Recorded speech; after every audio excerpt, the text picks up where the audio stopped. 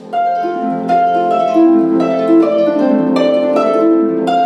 j'ai des problèmes dans le haut du corps et c'est lié certainement à la posture de la harpe qui est complètement asymétrique. Et c'est aussi un instrument qui est très lourd, donc on a un appui sur l'épaule droite qui fait que certainement on se tord. Et en fait, ces derniers temps, ces douleurs-là sont quand même vraiment amplifiées. Et après ces douleurs, ça me déclenche aussi des migraines ophtalmiques.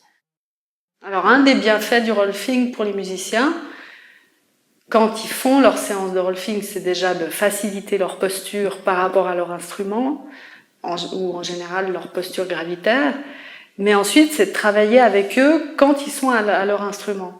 Et c'est là qu'on va se rendre compte qu'eux-mêmes vont se rendre compte qu'il y a des tas de choses qu'ils peuvent adapter dans leur manière de s'asseoir, par exemple, de manière à moins de douleur dans les articulations en général, mais aussi ils vont entendre qu'ils produisent un son très différent lorsqu'ils sont dans leur axe gravitaire. Moi, tu sais, quand tu as deux poteaux qui sont appuyés l'un contre l'autre, comme ça, Oui, si tu vas là, il y en a un qui a plus de force que l'autre. Oui.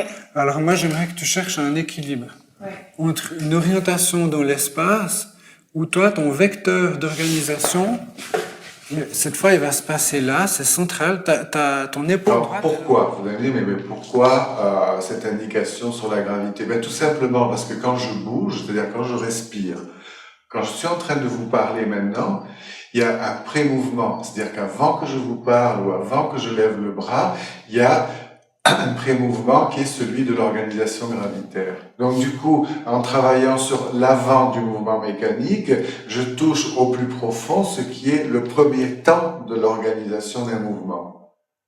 Donc il y a une anticipation dans tous les mouvements qui est l'ajustage gravitaire. Et souvent, cet ajustage gravitaire, on ne le sent pas puisque c'est un tout petit mouvement interne. Et donc, il peut être faillible, ne pas fonctionner correctement. Et moi, je m'escrime à retrouver la fonction de l'épaule, alors qu'en fait, c'est la colonne qui ne portait pas bien et qui faisait que mon épaule ne pouvait pas être libre parce que j'avais une espèce de chute de la colonne vertébrale. Et donc, chaque fois que je vais travailler, je vais appuyer de plus en plus comme ça, au lieu d'appuyer avec, au contraire, quelque chose qui monte dans ma colonne. Si je fais un geste répétitif de cet ordre-là ou un geste sportif. Tu construis d'abord ton sacrum qui pose. Tu construis ta main, tu construis ton espace à droite. Voilà, pardon.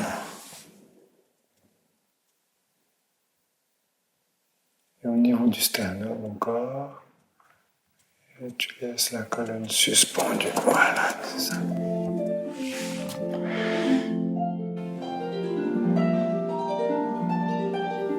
C'est vrai qu'aujourd'hui, c'était assez différent des autres séances de rolfing parce que je suis venue aussi avec mon instrument, en fait.